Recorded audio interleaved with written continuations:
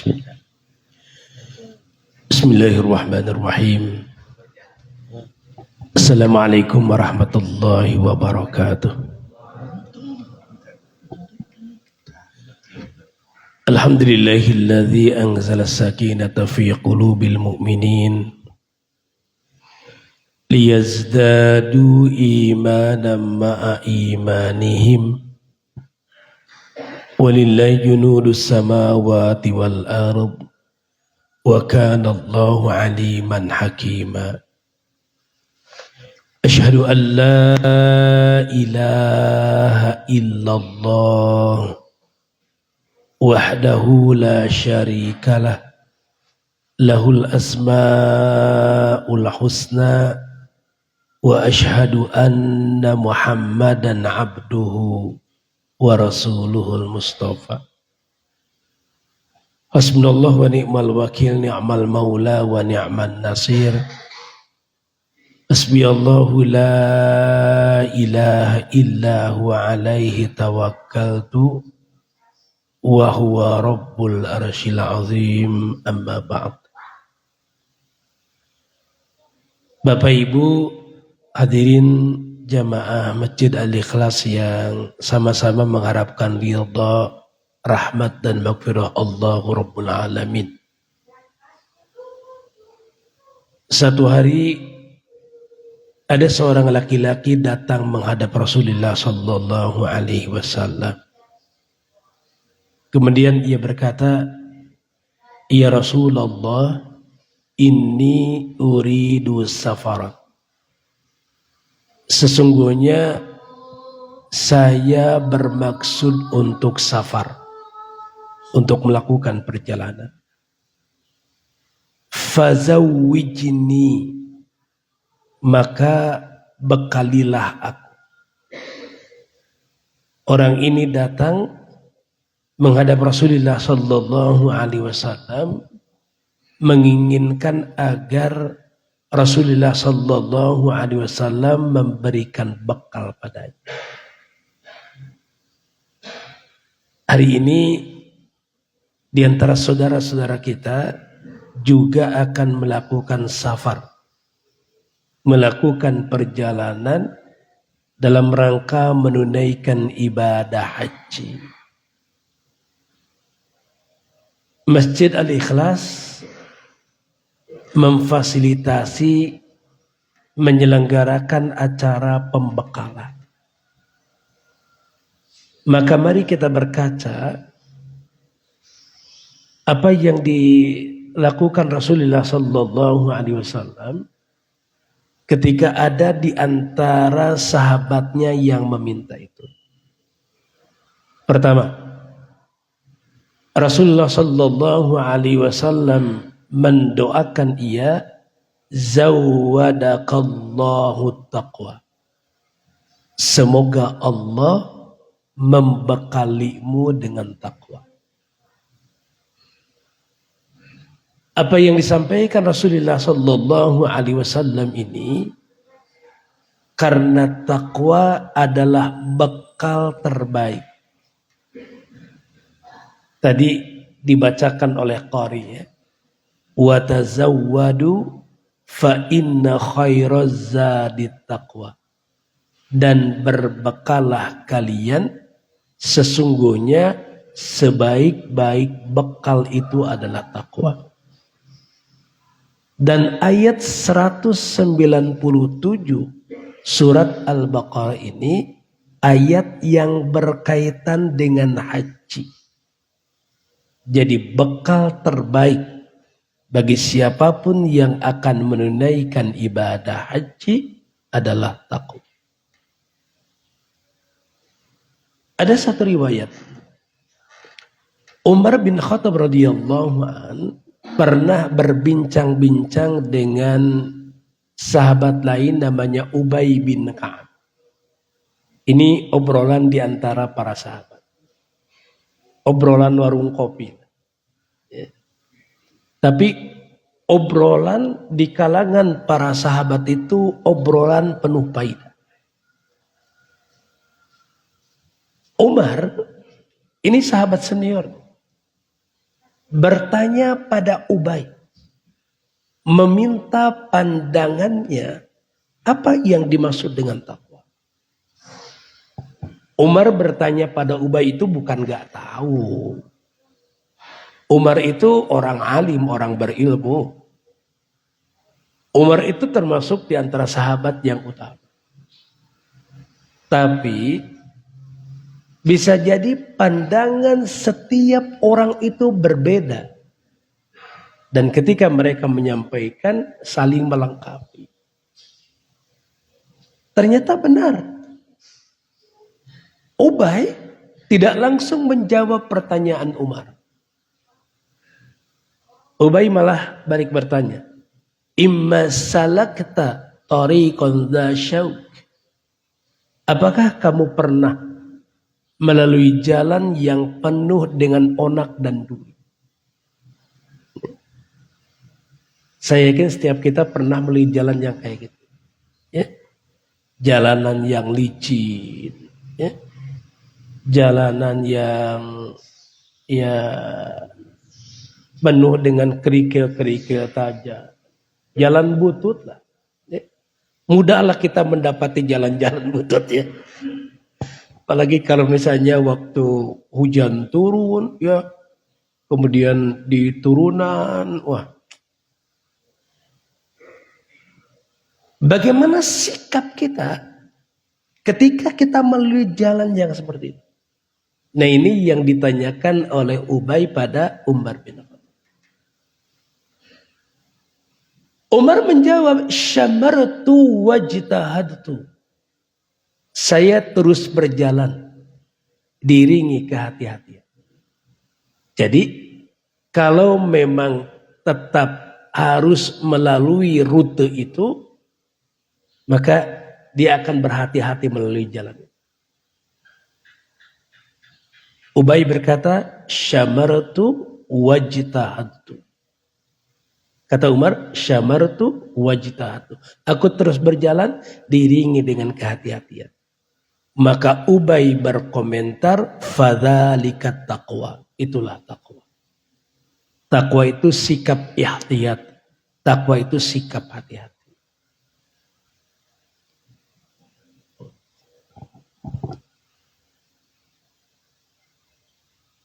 Orang-orang yang bertakwa adalah orang-orang yang hati-hati dalam menjaga ucapannya. Hati-hati dalam menjaga sikapnya. Dan inilah yang dipesankan bagi orang-orang yang akan menunaikan ibadatul haji.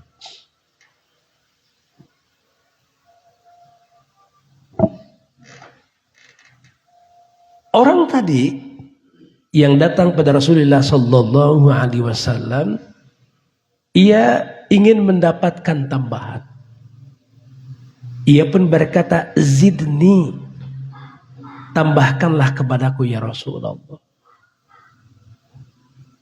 Maka Rasulullah Sallallahu Alaihi Wasallam melanjutkan doanya, wa ghafara dzanbaka, dan semoga Allah mengampuni dosamu.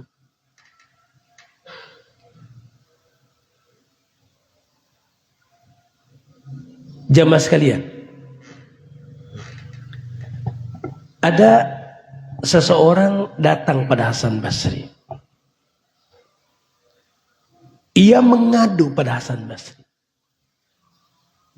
Ya Aba Sa'id, ini kunyahnya Hasan Basri itu Abu Sa'id. Ini ubitu mu'afan. Sesungguhnya saya itu tidur dalam keadaan sehat. Kalau tidur dalam keadaan sehat, artinya dia bisa istirahat dengan nyaman. Ya, tidurnya berkualitas. Wa inni uridu qiyamal lail. Dan saya ingin melakukan qiyamul lail.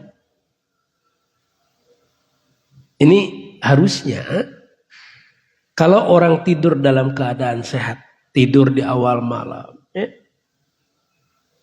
kemudian dia menginginkan qiyamul lail, harusnya mudah bagi dia untuk melakukan qiyamul lail.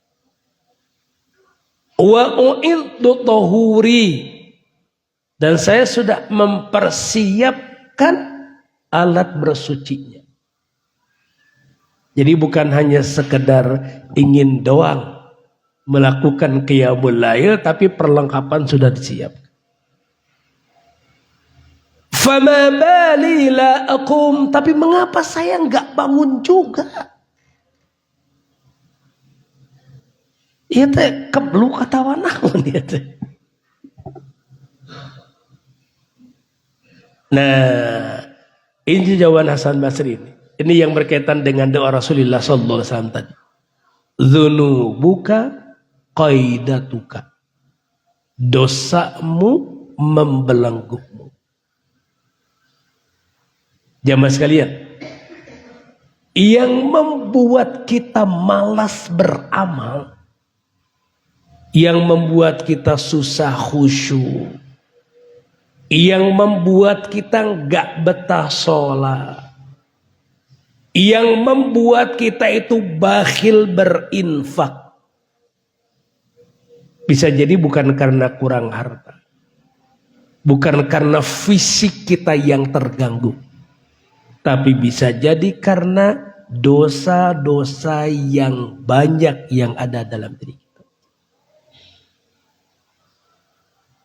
Makanya Rasulullah sallallahu alaihi wasallam mendoakan orang yang akan melakukan safar ini, wa ghafara dzanbaka, dan semoga Allah mengampuni dosa.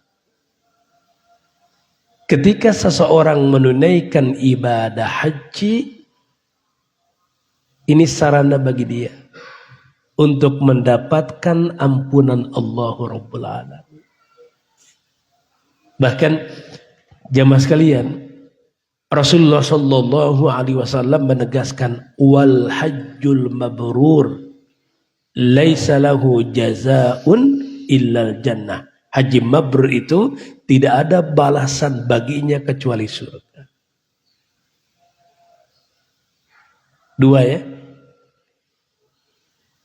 Orang ini masih meminta pada Rasulullah sallallahu alaihi wasallam untuk didoakan lagi. Zidni ya Rasulullah bi abi wa ummi ya Rasulullah, doakan aku lagi, tambahkan doa. Maka Rasulullah sallallahu alaihi wasallam melanjutkan doanya, kata beliau, yassir lakal khaira haitsu ma kunta.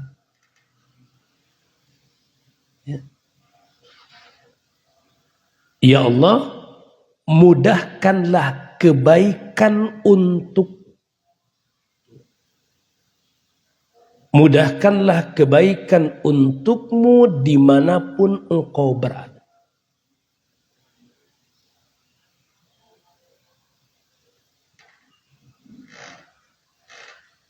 Nah, jamaah sekalian,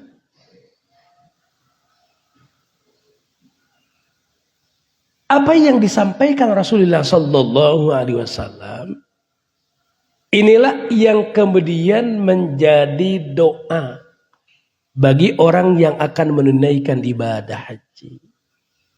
Doanya, zawwadakallahu taqwa wa ghafara dzanbaka wa yassara lakal khaira haitsu ma kunta.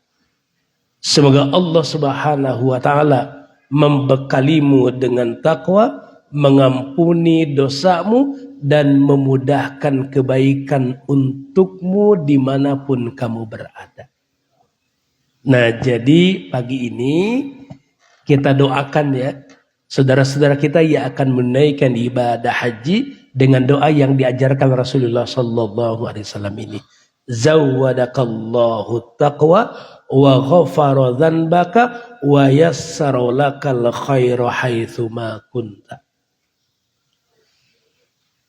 Jamaah sekalian,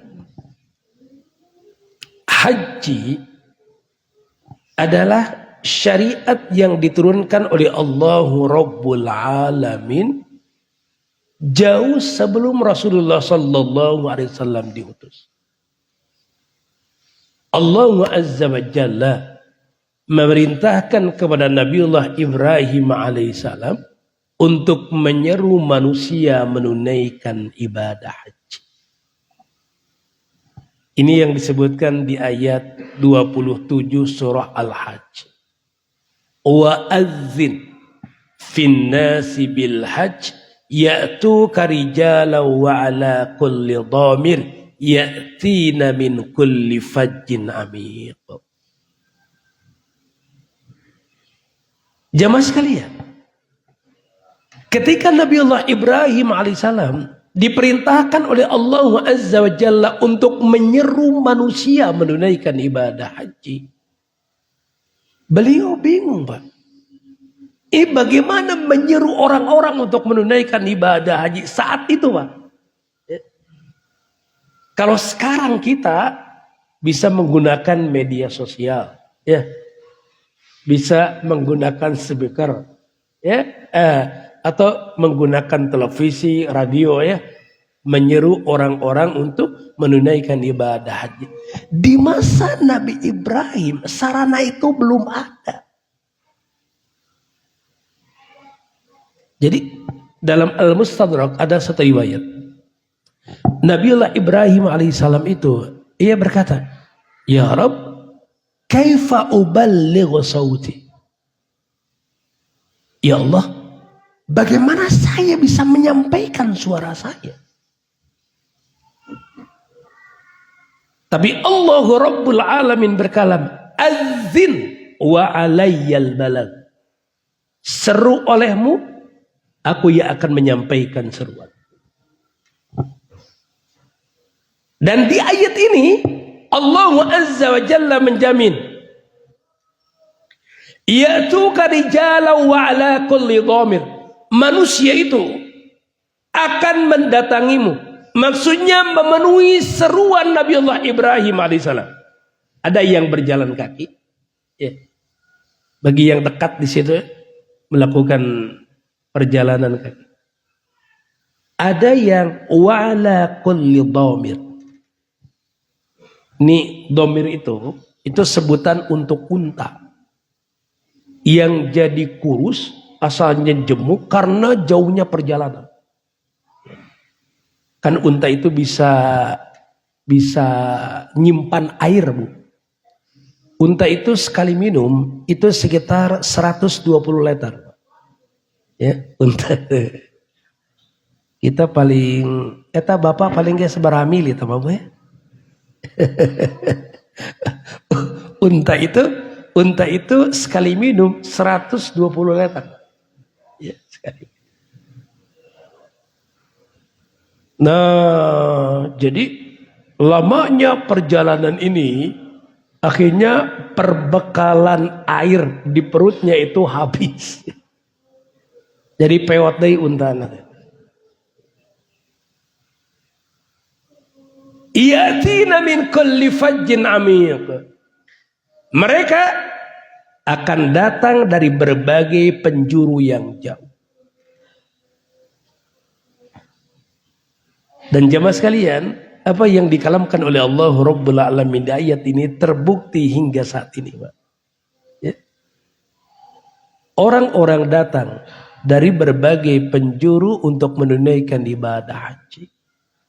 Bahkan bukan hanya itu, antri.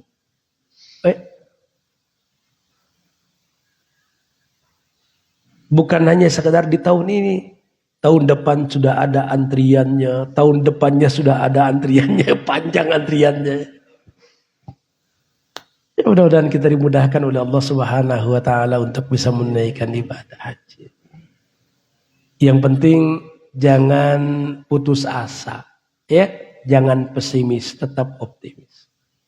Kalau Allah Subhanahu wa Ta'ala menghendaki, masya Allahu kana wa man lam yasha lam yakun. Apa yang dikehendaki oleh Allah pasti terjadi, dan apa yang tidak dikehendaki oleh Allah pasti tidak akan pernah terjadi. Dari ayat ini, dari ayat ke-27 surah Al-Hajj ini, maka ketika seseorang menunaikan ibadah haji, Hakikatnya ia sedang memenuhi panggilan Allah.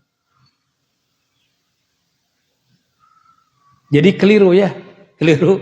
Kalau ada orang yang gini, yang mau menunaikan ibadah haji, engke di paeunan Ka'bah panggentraan abdinya, ideng geus digerawan mah. Coba. Kalau mau adalah di tempat-tempat mustajabah doa itu, doakan kita agar kita bisa memenuhi panggilan Allah. Ada juga orang yang bilang, kenapa belum ibadah haji? Teu acan aya panggilan. Udah ada panggilannya, Pak. Ketika seseorang menunaikan ibadah haji itu, hakikatnya dia sedang memenuhi panggilan Allah. Makanya lihat di kalimat talbiyahnya. Labbaik Allahumma labbaik, labbaik la syarika laka labbaik, innal hamda wan ni'mata laka wal mulk la syarika lak, labbaik Allahumma labbaik. Aku datang untuk memenuhi panggilan. Betul tidak? Tergambar di sini. Ketika seseorang menunaikan ibadah haji, dia datang ke tanah suci itu memenuhi panggilan Allah. Tapi ini Pak, rahmat Allah, kasih sayang Allah. Satu nih, seseorang itu hanya diwajibkan memenuhi panggilan Allah. Untuk menunaikan ibadah haji itu hanya sekali seumur hidupnya. Makanya Nabi ngasih contoh. Nabi itu 4 kali umroh, 1 kali ibadah haji.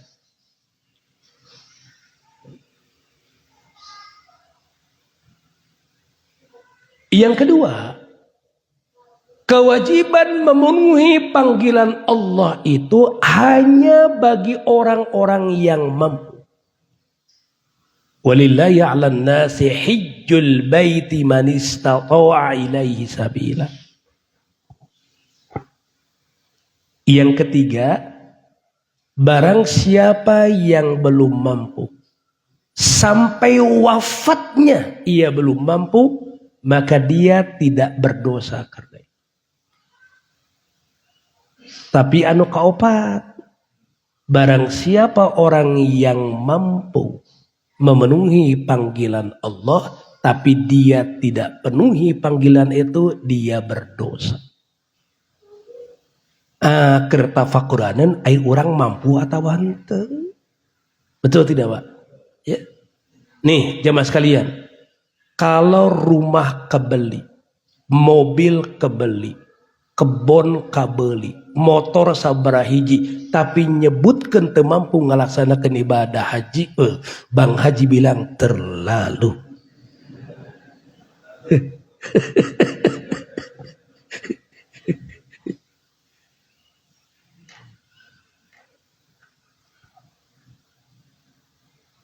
Nah, jemaah sekalian, mengapa Allah Subhanahu wa taala memanggil kita untuk menunaikan ibadah haji? Panginten upami ngagentraan teh pan aya maksadna teh. Nih, kalau kita ya diundang oleh Pak Ketua DKM, ya, kita datang ke rumahnya. Pak DKM naon ngagentraan abdi? Henteu abdi mah yo ngagentraan we wungkul amoa apa. Ya, pasti ada tujuan jemaah sekalian.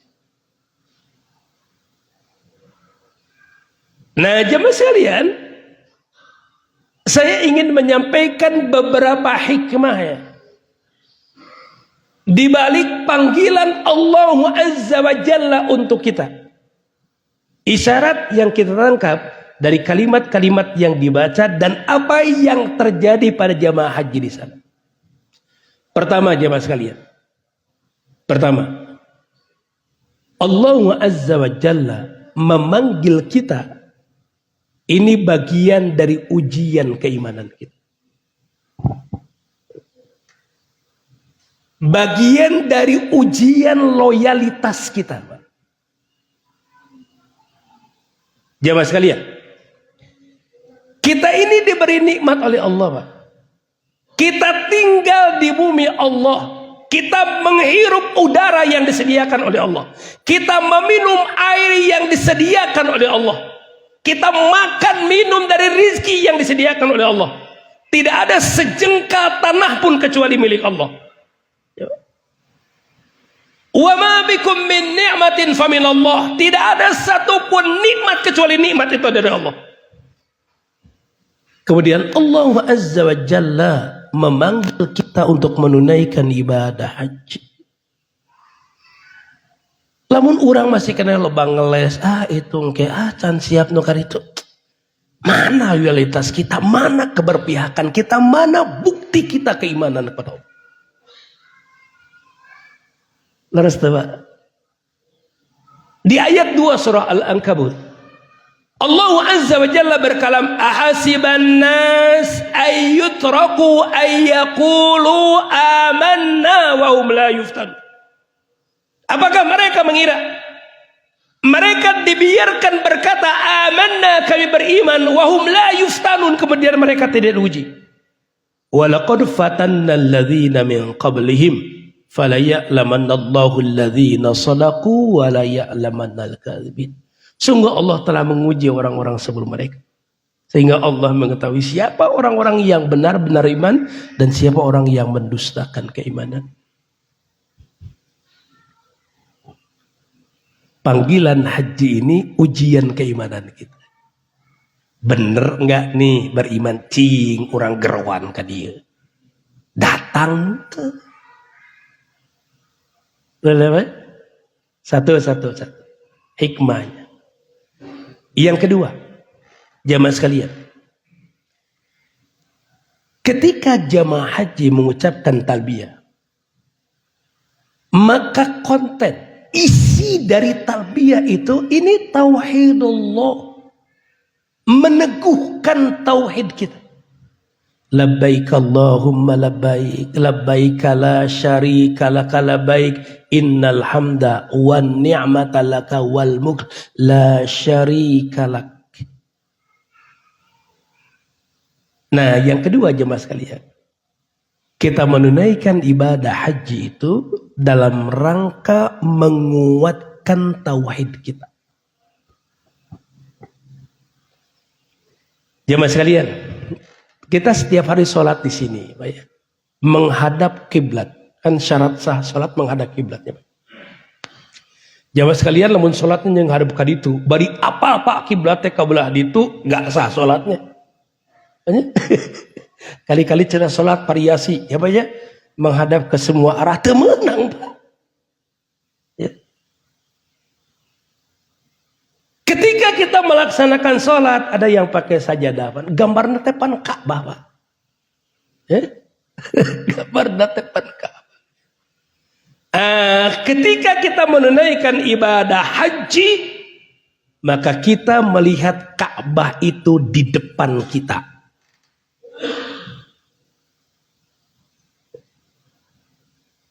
Oh, kiblat orang salila iya teh geningan kieu.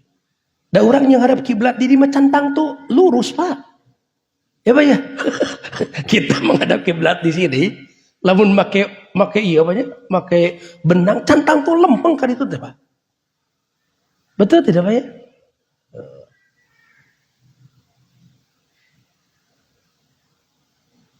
Nah, jemaah sekalian, mengapa kita harus memperbaharui akidah kita? Mengapa kita harus menjaga kemurnian akidah kita? Karena ini fondasi, Pak. Ya, ini fondasi. Sholat, zakat, saum, ya Pak.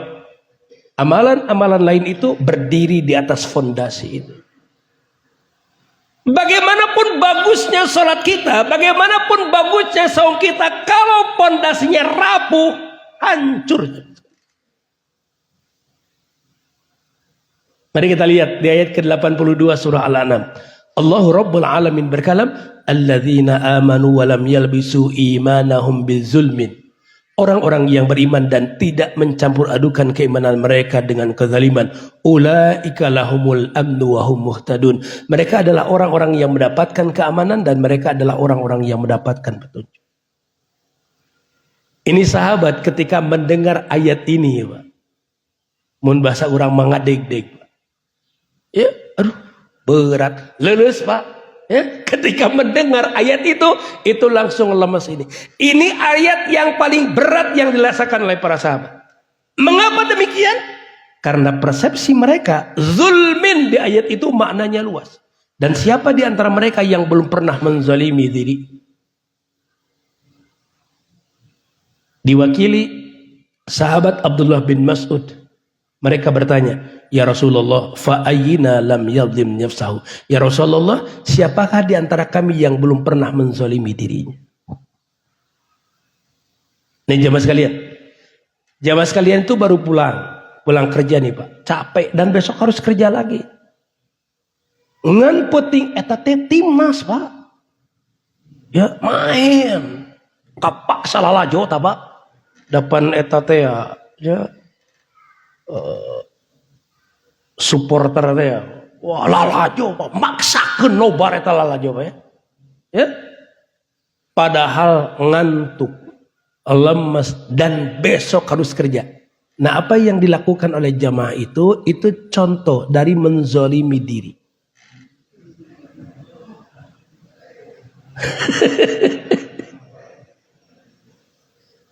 Ibu teh suruh dokter teh kieu Bu, lambung ibu sudah tidak bagus.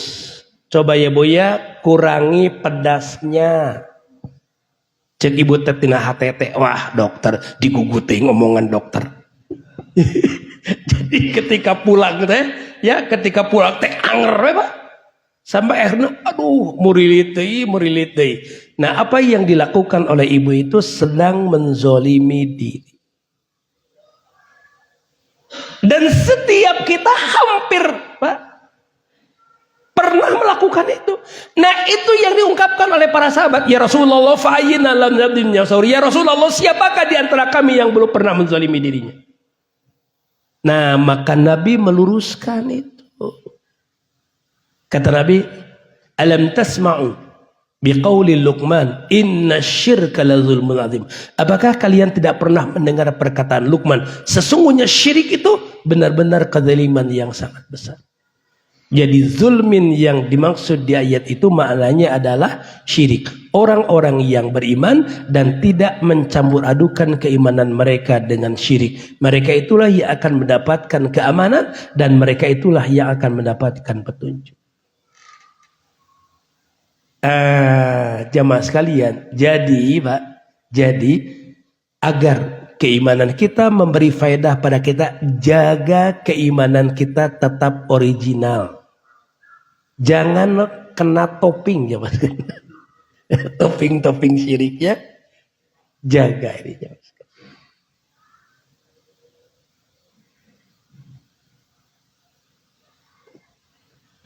Nah, jemaah sekalian, yang ketiga, ketika seseorang menunaikan ibadah haji, ini napaktilah sejarah. Jadi Allah Rabbul Alamin memanggil kita menunaikan ibadah haji. Lalu di sana kita berkunjung ke tempat-tempat bersejarah untuk meneguhkan hati kita. Di surah Hud ayat ke-120, Allah Rabbul Alamin berkalam, wa kullan naqussu 'alaika min amba'ir rusul ma nusabbitu bihi fuadak. Dan semua yang kami kisahkan kepadamu dari berita-berita para rasul, sesuatu yang dengan itu kami teguhkan hatimu. Banyak tempat-tempat bersejarah di sana. Ya termasuk ketika kita berada di Masjidil Haramnya, ada Maqam Ibrahim, ada Hijr Ismail. Kemudian kita meminum air Zam-Zam, mengingatkan kita tentang bagaimana husnuzon, bagaimana baik sangkanya keluarga Nabiullah Ibrahim alaihissalam ketika diuji oleh Allah Subhanahu wa taala. Jamaah sekalian, ketika Ibunda Hajar, ya Pak, baru saja melahirkan. Ismail masih bayi merah. Oleh Nabi Ibrahim dibawa ke Mekah. Mekah belum ada orang, Pak. Belum ada air. Dan ditinggalkan di Mekah itu seorang diri, Pak. Bersama dengan bayi itu. Tapi ketika Ibunda Hajar tahu bahwa Allah yang memerintahkan Nabi Ibrahim untuk melakukan itu, dia berkata, "Idzan la yudayyi'una Allah." Kalau begitu tidak mungkin Allah akan menerlantarkan. Nih, ketika orang melakukan sa'i ya, berlari-lari kecil dari bukit Safa ke Marwah, ini yang dilakukan oleh Ibunda Hajar dalam rangka mencari air. Ya, mengabadikan apa yang dilakukan oleh Ibunda Hajar. Allah Subhanahu wa taala mengeluarkan air di dekat telapak kaki Nabi Ismail alaihissalam. Air Zam-Zam itu dinikmati oleh kaum muslimin hingga saat ini. Dan itu air terbaik di dunia. Itu yang ketiga. Yang keempat, terakhir, jamaah sekalian. Ketika Allah Subhanahu wa taala memanggil kita untuk menunaikan ibadah haji, Allahu Rabbul Alamin pertemukan kita dengan muslim-muslim lainnya. Betul tidak, Pak? Kita akan bertemu dengan muslim-muslim dari berbagai belahan negeri. Sok nu kulit naon wae aya, Pak. Ya, tinu bodas, nepikeun ka kanu hidung, apanya. Pokona mah lamun tinu poek teh teka ciri jamaah sekalian. Ya. Tinu anu pandai berikan kado jangkung aya sadayana, Pak. Ya. Dan jamaah sekalian, kaum muslimin di dunia ini, Pak, itu jumlahnya 2 miliar, Pak. Kurang lebih 2 miliar kaum muslimin di dunia. Dari sekitar 7 miliar penduduk manusia di bumi ini.